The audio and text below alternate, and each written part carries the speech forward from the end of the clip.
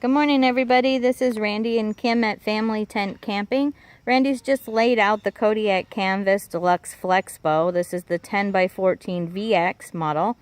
He's put the three steel rods in, but he's going to put this fourth one in and show you the finishing of putting the roof up. Just slide the steel rod through and pop it through that hub there.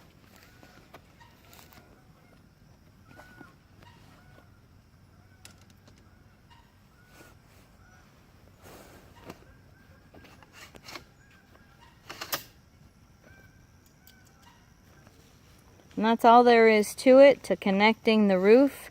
Now he's just going to get the legs and he's going to stand the tent up. So if you want to watch that video, you can come back shortly and see that. If you're looking for a Kodiak canvas tent, any model, the VXs, the cabin tents, every size, deluxes and basics, come to FamilyTentCamping.com.